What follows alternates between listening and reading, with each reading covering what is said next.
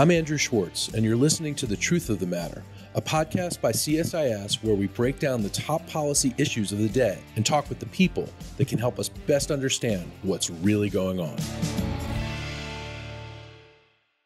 To get to the truth of the matter about the hostages in Gaza and hostages in general, we have with us two very special guests. We have Dr. John Alterman, who is a senior vice president at CSIS. He's our Brzezinski chair in geostrategy, and he's the head of our Middle East program.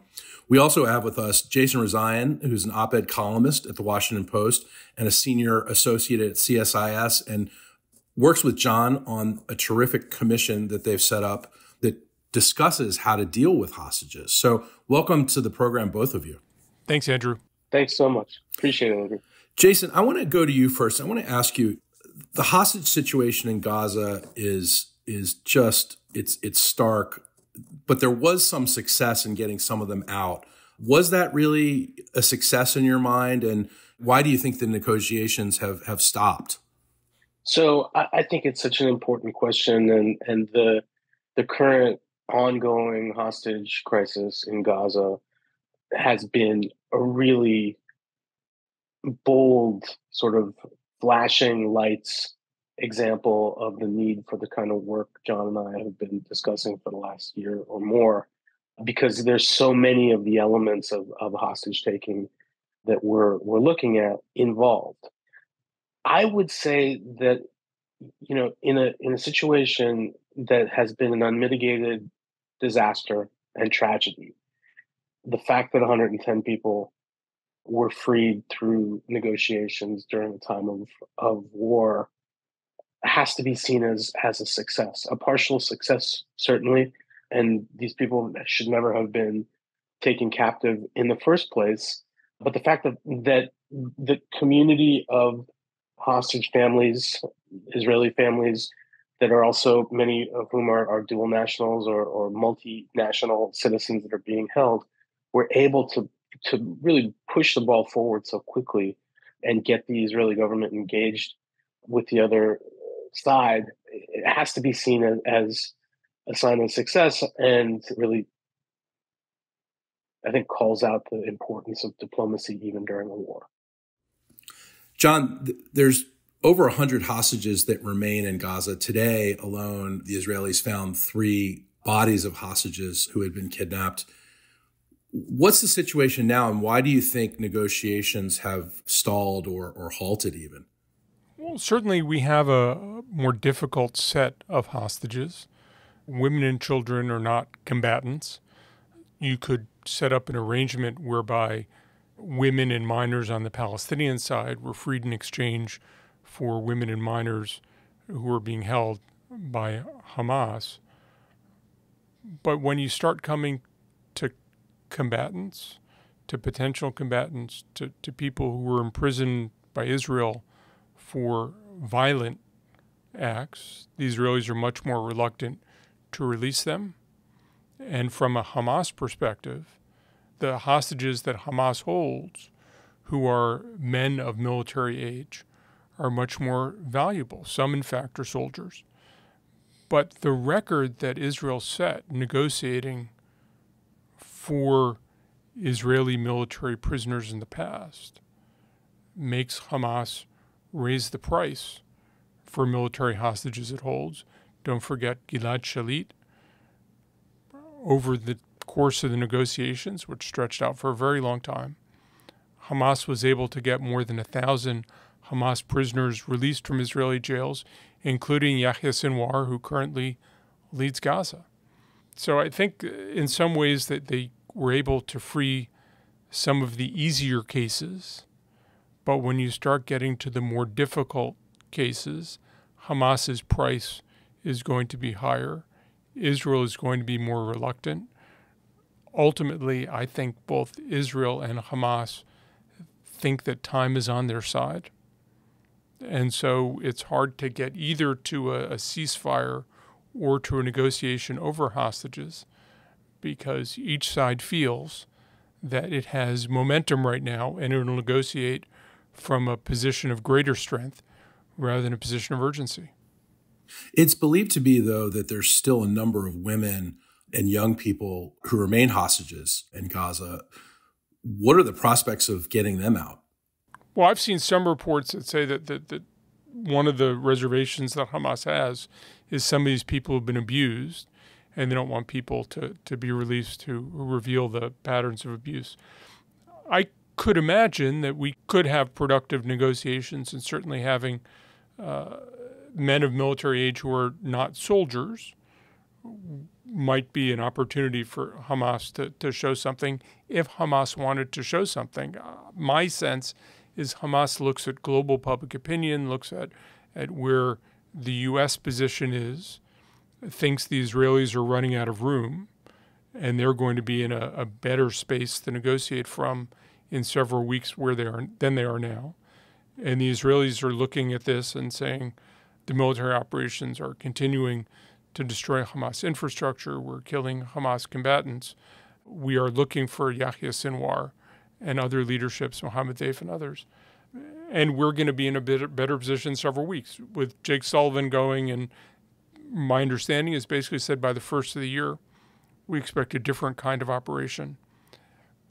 That makes it hard to do things in the interim, because I think we're likely to see each side trying to lock in whatever gains it can before we move to the next phase of Israeli combat.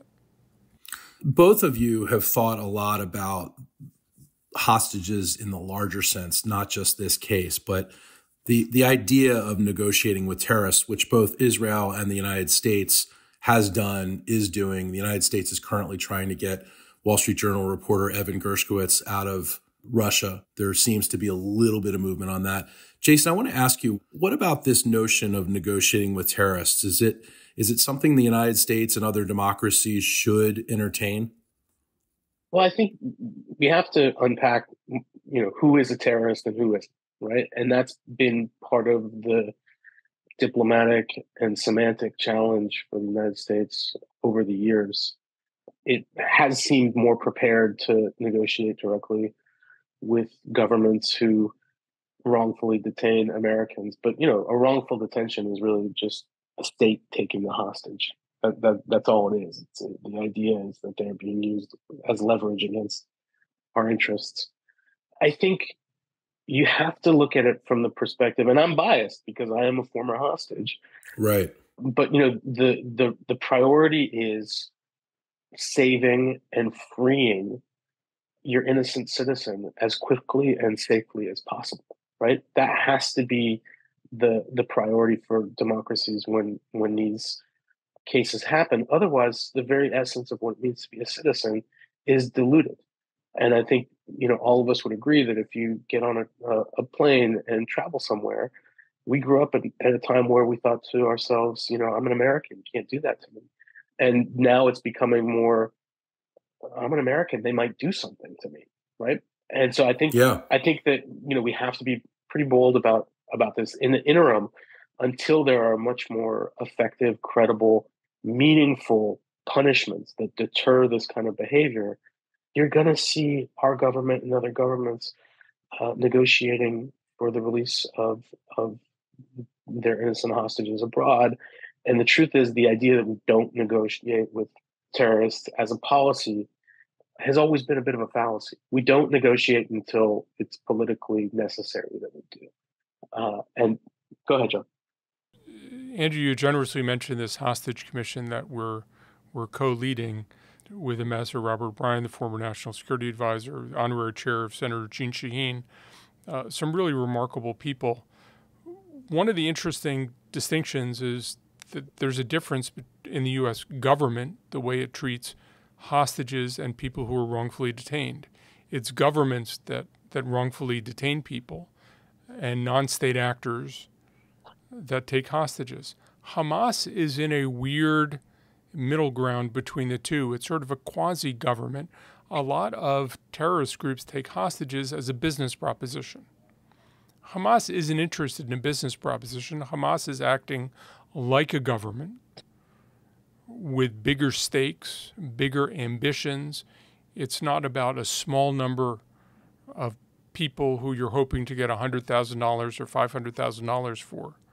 They're in fact not interested in money. Hamas is looking to position itself politically. So from a government perspective, it's essentially a government we don't talk to that wants government level things. And that makes it difficult. The other thing that's really difficult about negotiating over the Hamas hostages is it has to go through a circuitous route with the Qataris talking to Hamas representatives whose relationship with and trust among the leaders in Hamas who are holding hostages is unclear. It's not always clear how much control Hamas has over the other groups that are holding hostages. They make representations about how much influence and control they have, but of course, it may be that they can't reach these groups. It might be some groups are doing this purely for money, and they are terrorist groups that are looking for money. But it's very complicated.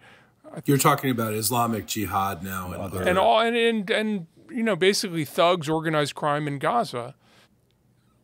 It was important to demonstrate the principle initially that negotiations with Hamas in Qatar could free anybody. That was the first step. And then you could have these phased exchanges of hostages. But whether that encompasses all the hostages, what kinds of negotiations would be necessary to get what are perceived by Hamas to be more high-value hostages, and how you could convince Israelis in the midst of a war to free what they would see as high-value Hamas hostages, this gets very, very hard very, very quickly. I want to ask you guys, there has been, and you're studying this on the commission, there's been an upsurge in hostage taking throughout the world. This case, clearly underscores how difficult it is to free hostages. Isn't there something that we're doing or other democracies are doing that's emboldening hostage takers? I think so. And I think it is not as simple as the idea that we're negotiating for the release of people. I think what's emboldening hostage takers, especially on the state side, if we're talking about wrongful detentions, whether we're talking about Iran, Russia, China, Venezuela, Syria. I mean, these are the countries that do it the most often, but some of our friends do it as well. The reality is there's nothing standing in their way. So when they have a policy interest, something that they can't get done through traditional routes, in the Iranian sense, it's usually about freeing frozen pockets of money. They're going to look for asymmetrical ways to get at it. I would never, ever, ever condone anything that uses innocent citizens of a country and abuse of those people, because this is really an extreme abuse of power against ordinary individuals. But in the vacuum of any sort of credible threat to doing it again, it would seem to me that governments especially are going to do this over and over and over. There's literally nothing in the international community, nothing in American policy, in European policy, UK, Canada, that has been shown to effectively stand up against this. And that's really at the heart of what we're trying to accomplish in this commission, because the problem, as you've suggested, is just getting worse and worse and worse. So how do we get deterrence right? It's got to be, this is one of the toughest questions in any kind of policy, but how do we get this right? My first thought, and I'll let John chime in quickly, is that it has to be tailored to the individual actor who is doing it. There can't be a one-size-fits-all set of deterrents, because the motivations for taking people are different in each case. So again, I'll go back to the Iran example because it's one I follow most closely. If there are pockets of money that Iran wants, we have to figure out how to take those off the table.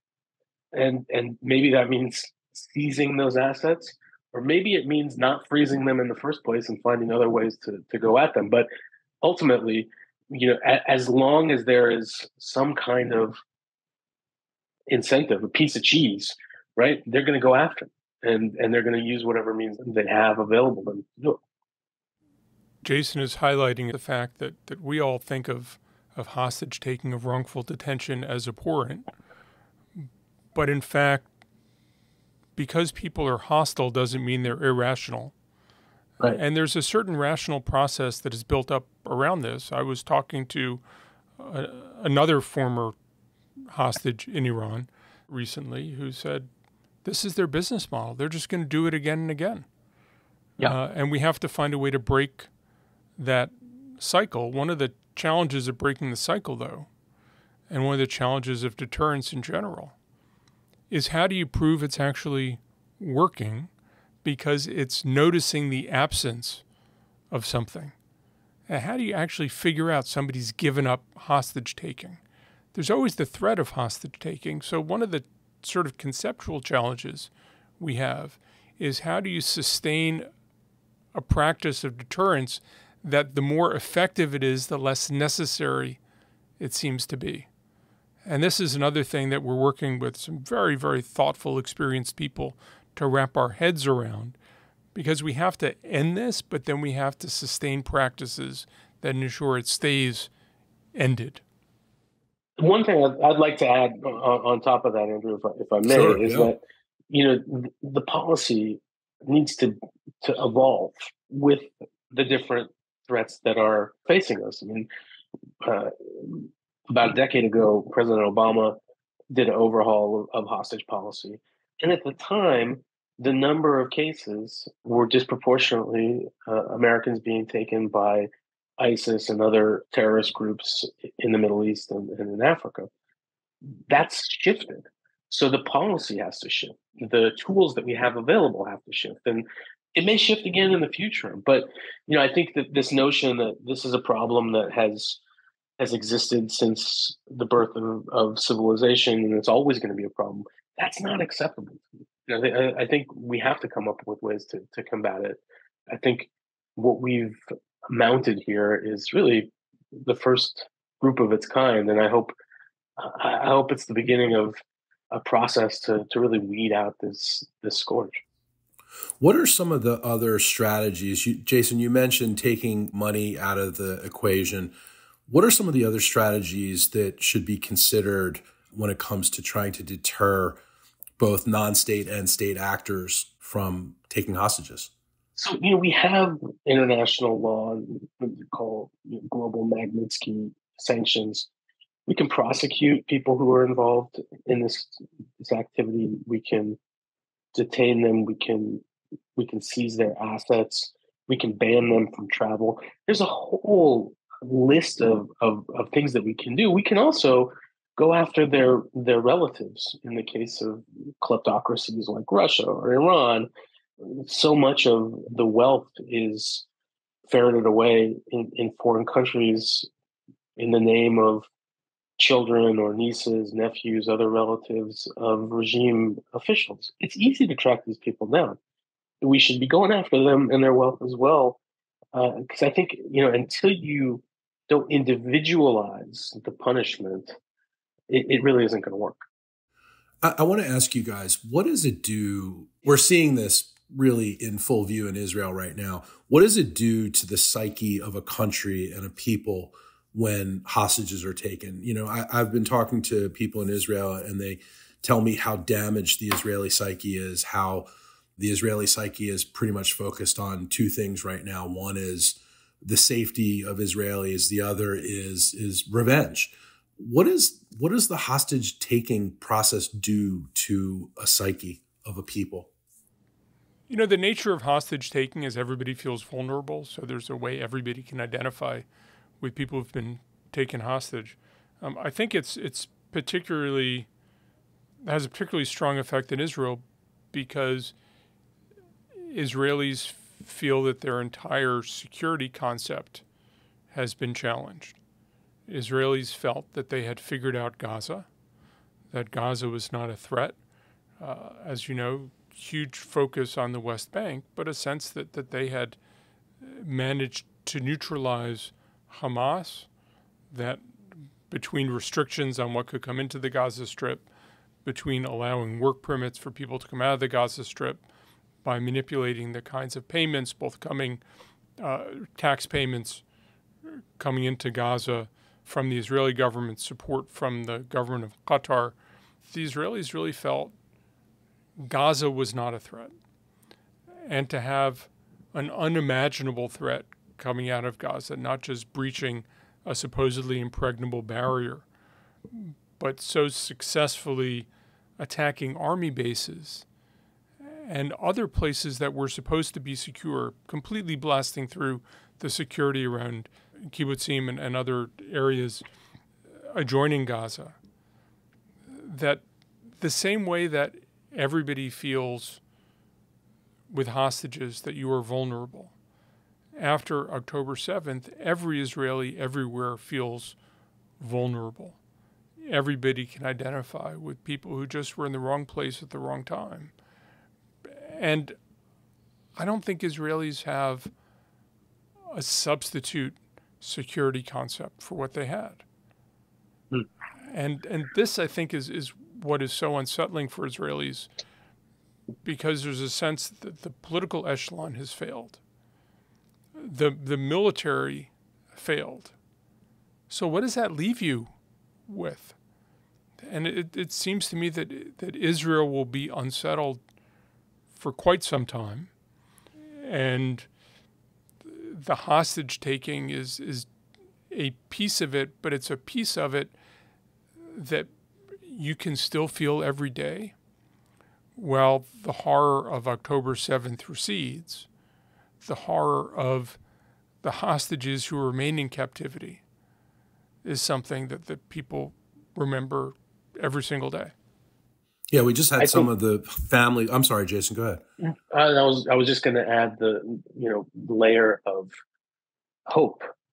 In the beginning moments of the hostage ordeal, there's a great sense of hope that people will come home. When half of them come home and the other half don't, and then we learn of the death of some hostages, it kind of bleeds into hopelessness.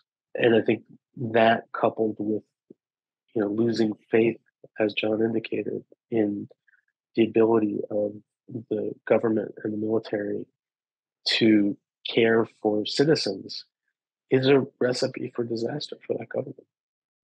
Yeah, that's what I was going to allude to when I said, some of the families of the Israeli hostages were in Washington this week, and they seem to have completely lost faith in the process and are seeking answers from the Biden administration and from the Congress. And I don't know that they're going to get any answers anytime soon, but the hopelessness is palatable, isn't it?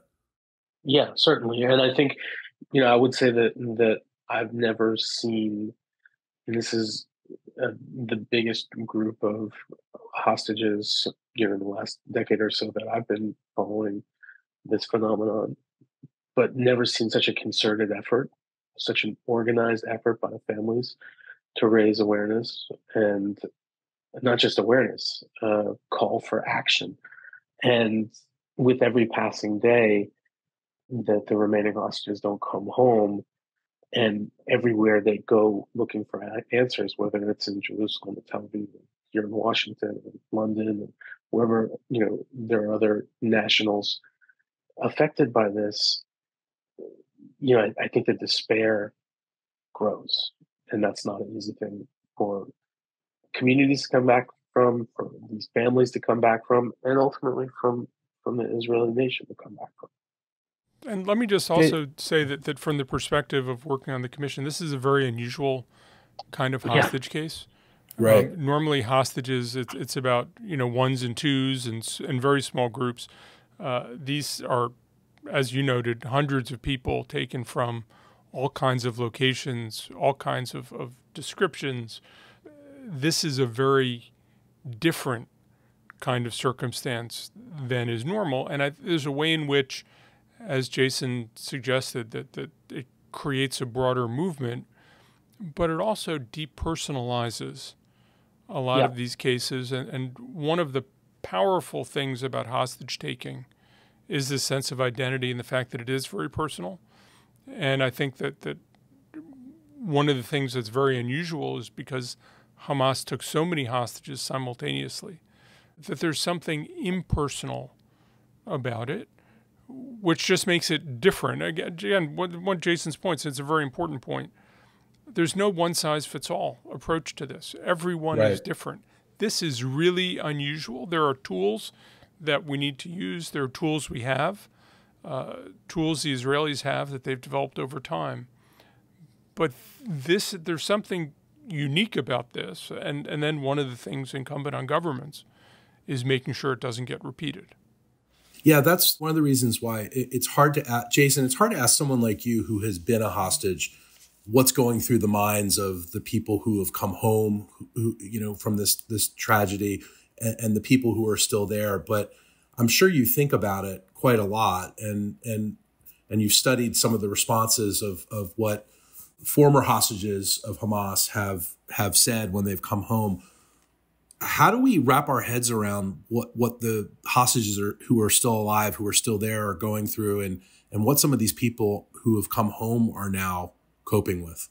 Yeah, it's such a good question. And I remember when I first came out of captivity in Iran, I was taken to a military hospital in Germany and was matched with a government psychologist who deals with returned captives. And he said very clearly, when I asked him if I was going to be okay, he said, healing is possible, but it's not guaranteed. And if you've seen one case, you've seen one case.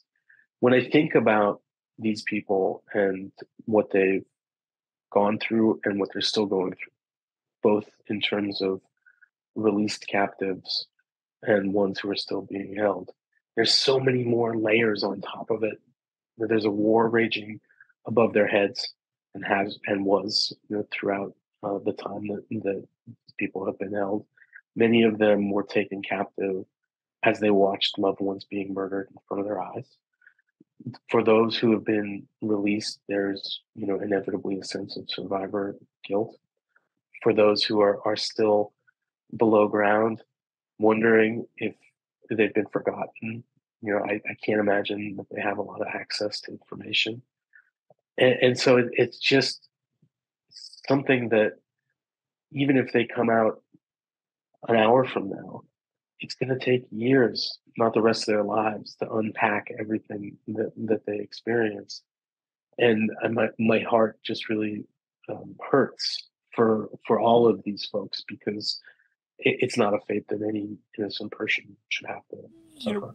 One of the other things, and listening to Jason, the other side of this, and some of the commissioners have talked about this, is they're very critical of the language, the president has no higher priority than freeing hostages. Because, in fact, in these circumstances, there are higher priorities than freeing hostages. Freeing hostages is important, but it's not the only thing. Israel is fighting a war. Hamas is fighting a war. The hostage piece is an element of this. There is profound human cost. And as Jason says, the cost can go on for decades afterward. But from a governmental perspective, hostage taking and freeing hostages is a priority that has to fight among other priorities. And it's not going to be the number one priority most of the time. Thinking about how do you talk about it?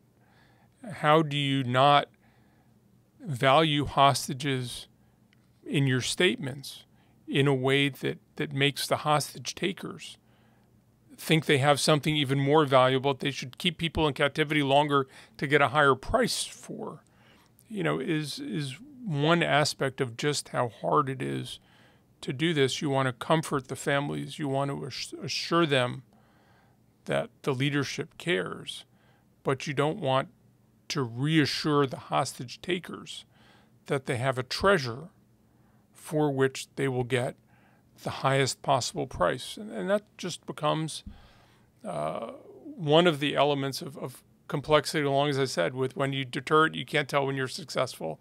I mean, this is a really hard conceptual problem as well as a practical one. Yeah.